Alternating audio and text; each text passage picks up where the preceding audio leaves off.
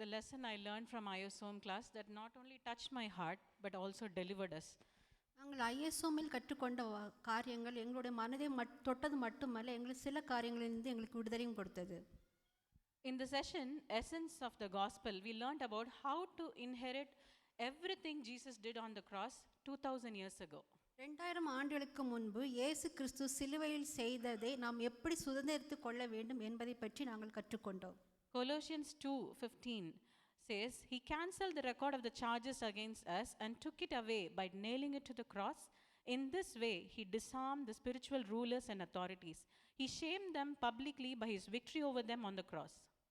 கொலோசியர் 2ஆம் அதிகாரம் 14 முதல் 15 வரை உள்ள வசனங்கள், நம்முடைய பாவங்களால் நாம் கடன்பட்டு இருந்தோம். அந்த கடனின் பட்டயத்தை, அதாவது விதிகளின் பட்டியலையும் நமக்கெதிரான அந்த சான்றையும் தேவன் துடைத்தெழுப்பி சிலுவையில் அதை ஒட்டினார்.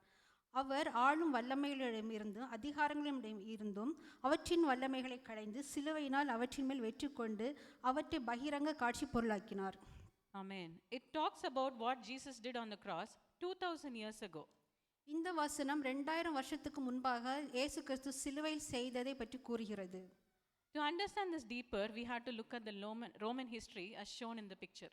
இதை ஆழமாக புரிந்து கொள்ள வேண்டும் என்றால் ரோமானிய வரலாற்றை நாம் பார்க்க வேண்டும். In the Roman world, when their king goes to a distant country and wins a war, the news is first declared to all the Roman people. ரோமானிய உலகத்தில் அந்த ராஜா தொலைதூர நாட்டில் அந்த போரில் இருக்கும்போது அதன் வெற்றி முதலில் அந்த ரோமானிய மக்களுக்கு செய்தியாக அறிவிக்கப்படுகிறது. Back in the days, they didn't have drones or live telecast. So the information has to be sent ahead of time and the whole nation is prepared for a grand celebration of the victory. அந்த நாட்களில் வெற்றியை நேரடியாக ஒளிபரப்ப இணையமோ அல்லது ட்ரோன்களோ இல்லாததால் அந்த வெற்றியை முன்கூட்டி தகவல் அனுப்பி அறிவிக்கப்பட வேண்டும். அந்த முழு தேசமும் அந்த வெற்றியை கொண்டாடுவதற்கு தயாராகிவிடும். The king returns back to the kingdom in his chariot with his army and with everything else he captured during the war. போரின் போது கைப்பற்றப்பட்ட அனைத்து பொருட்களுடனும் தனது படையுடனும் அவர் தேரின் மீது ஏறி ராஜ்யத்திற்காக மீண்டும் திரும்பி வருகிறார்.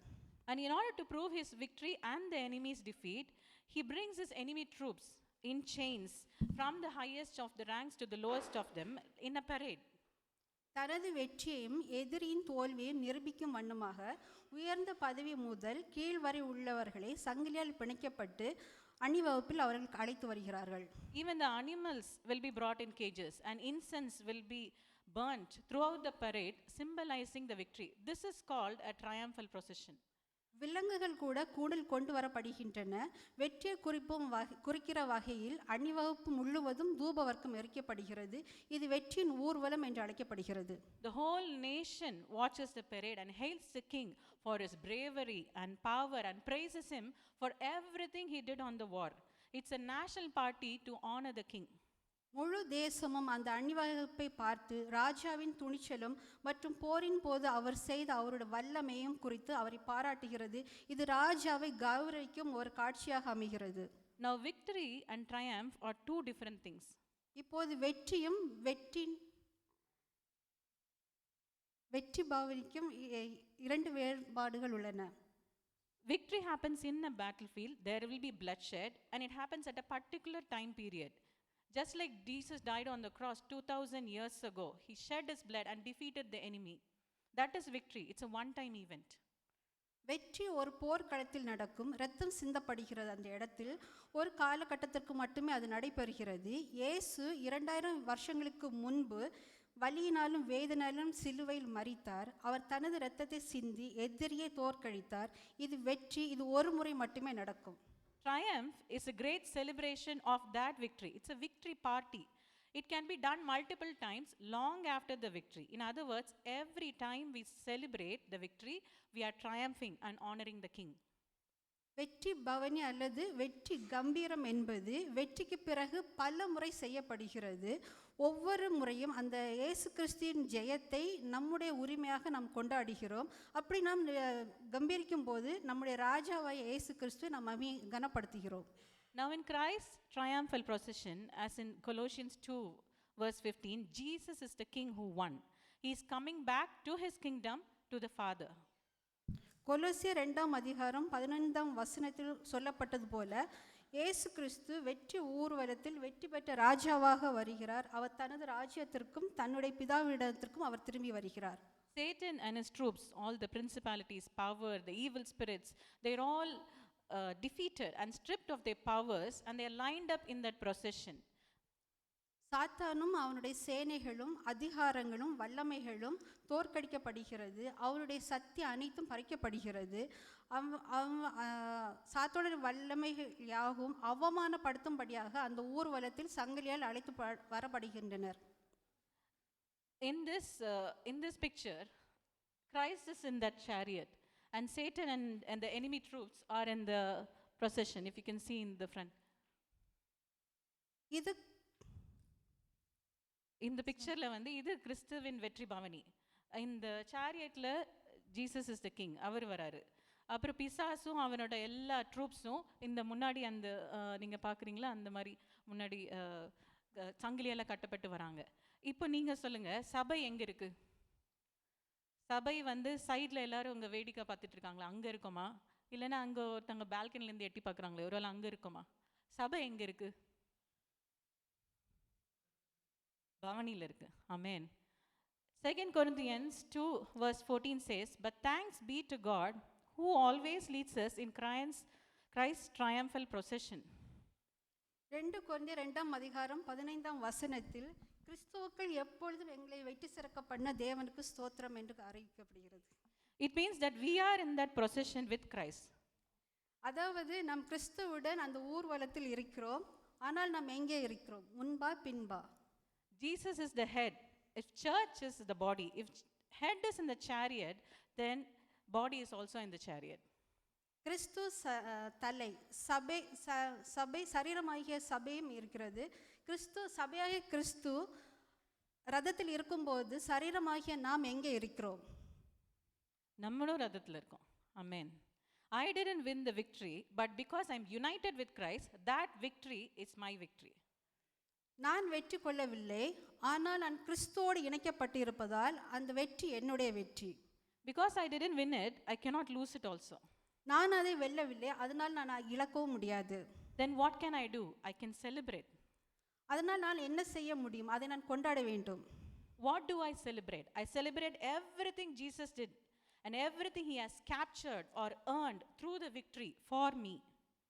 நான் எதை கொண்டாட வேண்டும்? இயேசு கிறிஸ்து சிலுவையில் செய்த அனைத்தையும், வெற்றியின் மூலம் கைப்பற்றின சம்பாதித்த அனைத்து நன்மைகளையும் நான் கொண்டாட வேண்டும். I celebrate his victory as my victory. Then I will triumph over all my situations. அவரது வெற்றி என்னுடைய வெற்றி என்று நாம் உரிமை பாராட்ட வேண்டும். Let's look at the divine exchange table. நாம் தெய்வீக பரிமாணத்தின் அந்த அட்டவணை பார்ப்போம். ஒரு ராஜா வந்து போருக்கு போய் எப்படி எல்லா அந்த நல்ல நல்ல காரியங்கள்லாம் சம்பாதிச்சு வராரோ அந்த மாதிரி Jesus he brought back all the good things that came to us. இயேசு கிறிஸ்து ராஜா வந்து எப்படியாக போரில் சென்று அவர் அந்த தேசத்துடன் அந்த பொருட்களை கொண்டு வந்தாரோ அதே போல இயேசு கிறிஸ்து சிலுவையில் வெற்றி சிறந்து அந்த நன்மைகளை நமக்கு கொண்டு வந்திருக்கிறார். I have to celebrate this provision he made through the divine exchange. அந்த காரியங்களை நான் கொண்டாட வேண்டும். பாவ மன்னிப்பு, சுகம், ஆரோக்கியம், ஜீவன், அவருடைய நீதி, அவருடைய மகிமை, எல்லா ஆசீர்வாதங்கள், these are the good things I have to celebrate. The bad things that came to Jesus, ஆண்டவருக்கு அவர் எடுத்துக்கொண்ட bad things என்னன்னா நம்மளோட தண்டனை, நோய்கள், வலி, பாவங்கள், சாபங்கள், மரணம், தரித்திரம், அவமானம், நிராகரிப்பு, இது எல்லாத்தையும் அவர் எடுத்துக்கொண்டார். இந்த தெய்வீக பரிமாற்றத்தை நான் வந்து கொண்டாடணும். But when can I celebrate or triumph?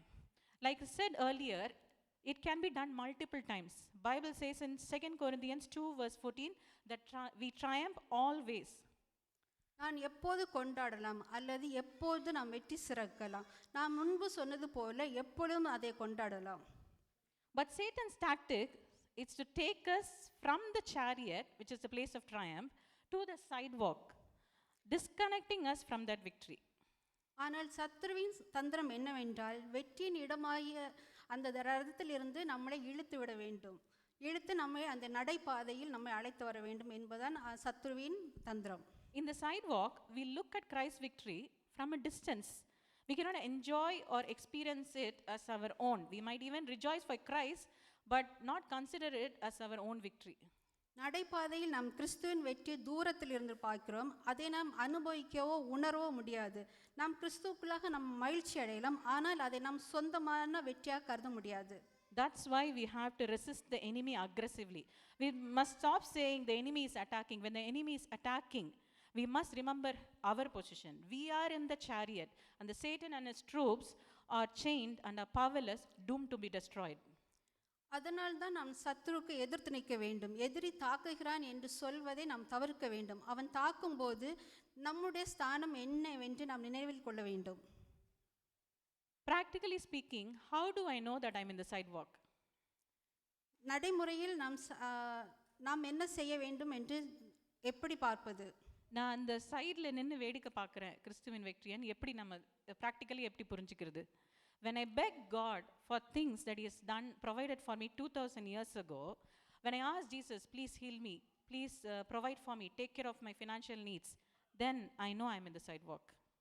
2000 ஆண்டுகளுக்கு முன்பாக கிறிஸ்து எனக்கு ஏற்கனவே செய்த நன்மைகளுக்காக நான் தேவனிடம் கெஞ்சும் போது, இயேசுவை என்னை குணப்படுத்தும், என் தயவு செய்து என் நிதி தேவைகளை பூர்த்தி செய்யுங்கள் என்று நாம் கேட்கும்போது நான் நடைபாதையில் இருக்கிறேன் என்று என்னால் புரிந்து கொள்ள முடியும். Instead of celebrating, if I'm begging, I'm in the sidewalk. I'm having a pity party instead of having a praise party. கொண்டாடுவதற்கு பதிலாக நான் பிச்சை எடுக்கிறேன் என்று நான் அறிந்து கொள்ள முடியும். நான் நடைபாதையில் இருக்கிறேன் என்றால் என்னால் தெரிந்து கொள்ள முடியும். நான் துதியின் விருந்துக்கு பதிலாக பரிதாப விருந்தில் கலந்து கொள்கிறேன் என்று என்னால் தெரிந்து கொள்ள முடியும். When I'm begging God for what is already given me, those prayers won't be answered. கடவுள் ஏற்கனவே நமக்கு செய்தவற்றுக்காக நாம் அவரிடத்தில் கெஞ்சும் போது அந்த ஜெபங்களுக்கு பதில் கிடையாது. When our prayers are not answered, we become disheartened and discouraged and even upset with God. நமது ஜெபங்களுக்கு பதில் கிடைக்காத போது நாம் சோர்வடைந்து நம்முடைய இருதயம் தேவனுக்கு எதிராக கடினப்படுகிறது. It affects our faith and distances us further from God. It is not God's will for us. இது நம்முடைய விசுவாசத்தை பாதிக்கிறது. நாம் ஆண்டவர் தேவனிடமிருந்து நம்ம தூர விலக்குகிறது. இது நம்முடைய விசுவாசத்தை, இது நம்மை குறித்து தேவனுடைய சித்தம் அல்ல. It's like praying for food and telling God, Lord, I'm hungry, please give me food and for my kids. You know how much I'm hungry and tired I am. When already He has given me a buffet that never runs out. இது உணவுக்காக ஜெபிப்பது போல, தேவனிடம் நான் பசியாக இருக்கிறேன், என் குழந்தைகளும் பசியாக இருக்கிறது, உணவு கொடுங்கள், நான் எவ்வளவு பசியாக சோர்வாக இருக்கிறேன் என்று உங்களுக்கு தெரியும். அவர் ஏற்கனவே நமக்கு ஒருபோதும் தீராத நிறைவான குறைவே இல்லாத ஒரு பகவை ஏற்படுத்தி உள்ளார். இந்த லெசன் படிக்கும்போது அந்த சேரியட்டில் அவர் எக்ஸ்பிளைன் பண்ண காரியம் வந்து என்ன இட் ஹிட் மீ ஹார்ட், என்னை தொட்டுது. நான் அப்போ யோசித்தேன், அப்போ நான் எங்கே இருக்கேன்? ஒருவேளை நான் பிச்சை எடுக்கிற ஜெபிக்கிறானான்னு சொல்லி.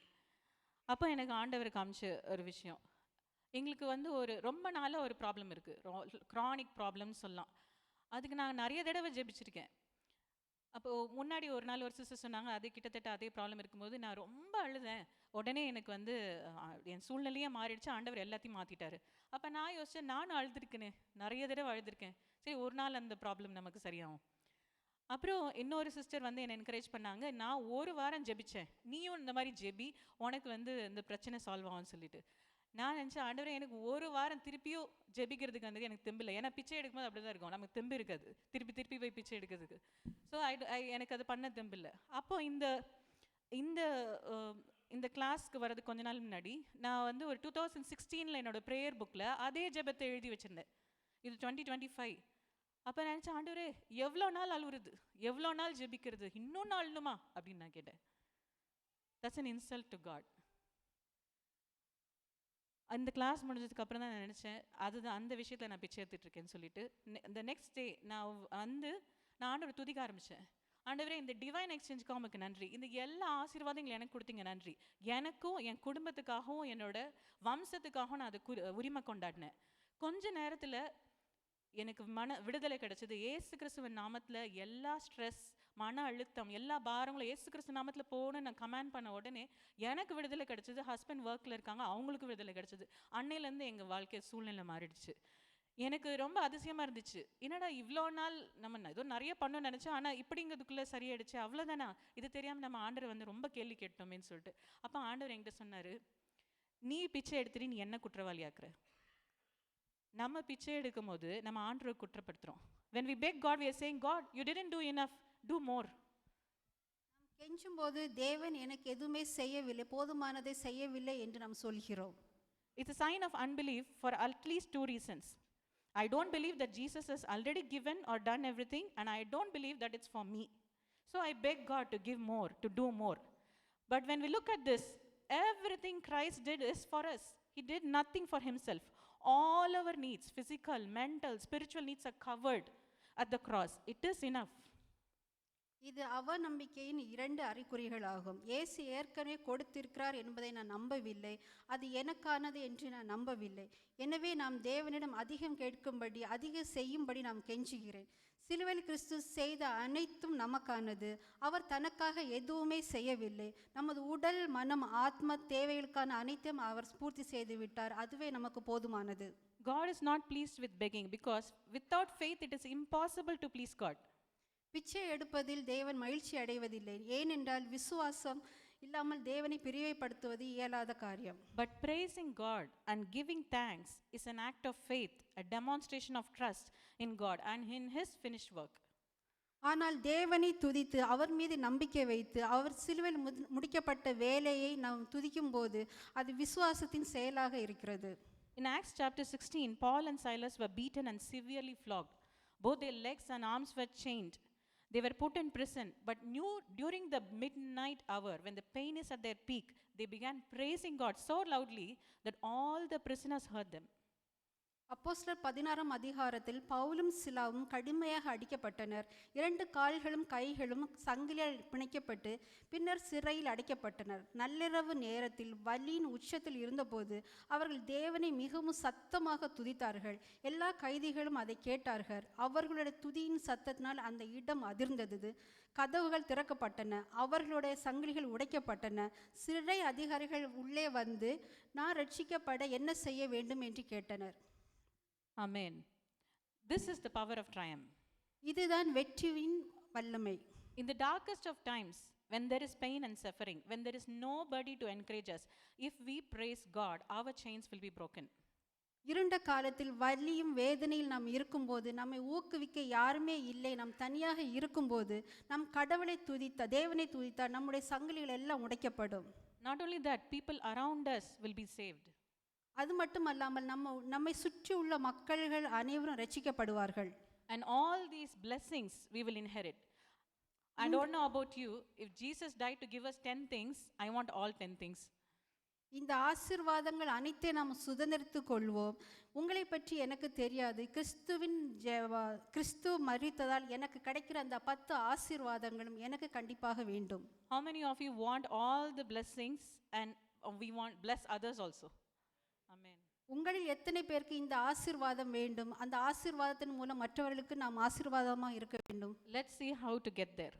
இதை எப்படி செய்வது என்று நாம் பார்ப்போம். Bible says in Ephesians 2 chapter verse 8, we are saved by grace through faith. எபேசியர் 2ஆம் அதிகாரம் 8ஆம் வசனத்தில் விசுவாசத்தின் மூலம் நாம் கிருபையால் ரட்சிக்கப்பட்டோம் என்று பார்க்கிறோம். God's grace has provided it all, but it is through faith we receive it. தேவனின் கிருபை எல்லாவற்றையும் வழங்கி உள்ளது, ஆனால் விசுவாசத்தின் மூலம் நாம் அதை பெற்றுக்கொள்ள வேண்டும். And in Romans 10 verse 17 says, faith comes by